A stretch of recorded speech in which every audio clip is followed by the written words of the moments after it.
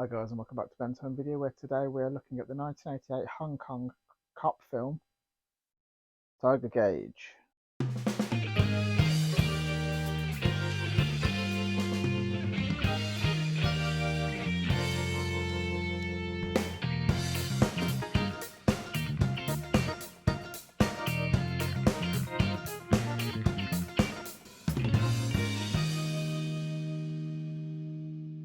Yeah, so this is from the Tiger Cage 1 to 3 set. Pictures aren't there?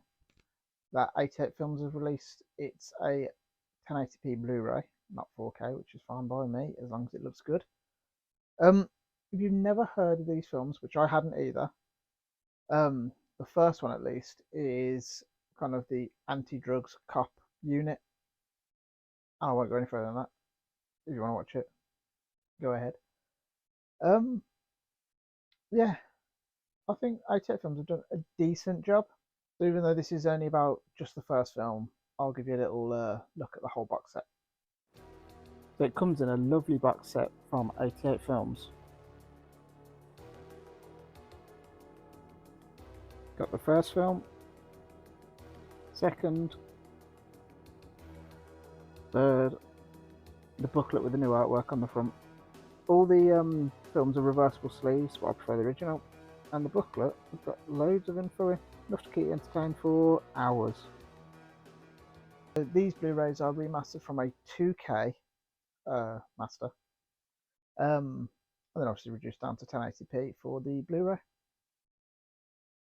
It's in the original aspect ratio of 185 to 1, which they took from the original camera negative, which is obviously what the 2K scan was from. With an English 2.0, a Cantonese 2.0, and a Mandarin 2.0 with an alternate score.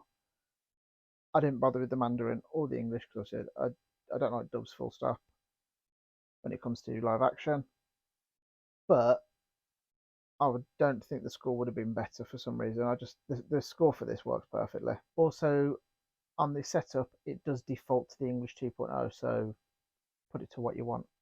Came up at the very beginning that some audio was missing, I think only on the English dubs, but apparently that's in every version ever of that film, so it's obvious just a fault.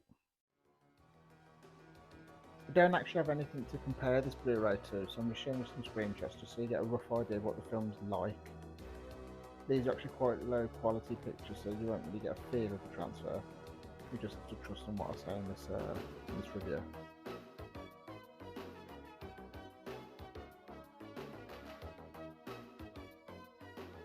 So my very first impression was that it looked a bit washed out, and I thought, that's to be expected.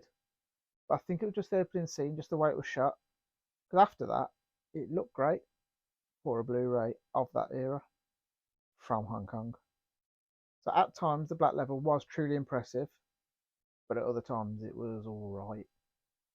Yeah, I think you'll like how that looks. Like, because obviously you got the black on the police cars and just obviously a lot of nighttime scenes and stuff. And just, I think you'll enjoy it. Very few and far between, but there were some scenes where kind of around the edges seemed to be quite soft, or very soft actually. I've noticed that in a couple of like Netflix things as well, but I feel like because it's digital and modern or whatever, I feel like that was a stylistic choice. But looking at this, you can tell that it just was not um, intentional. So they did use the original camera negative, and they've obviously cleaned up very well because there was no sign of print damage that I could see. I'm sure someone with a more discerning eye could tell me I'm wrong, but I'm saying right now, no print damage, full stop. Period if you're in America. And always, my favourite topic, film grain. Inconsistent, but mostly good.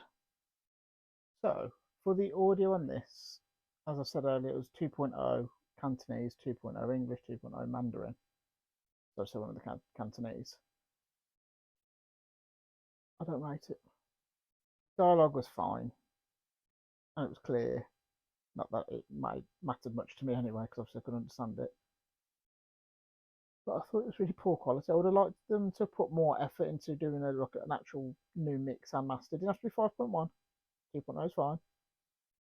But when like the music was in the background and it was kind of kicking in a bit more, so distorted, real crackly kind of noises you could hear. It just sounded like they put too much gain on the mix or something like that. And it was just poor. So in saying that, my score for the presentation is, I'm going to say 3.5.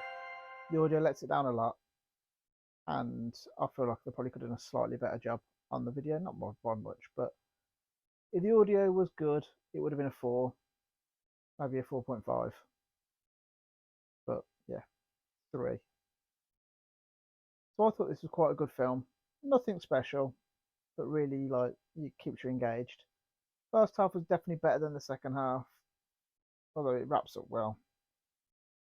Um, good martial arts in it, like really good martial arts to be fair.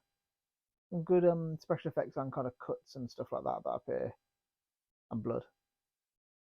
Yeah, but there's one scene. I am going to give a mild spoiler away, which I don't like doing, but it just has to be said. It's like it's worth watching almost just for this. Unless you hate this watch it, then it's not worth watching at all.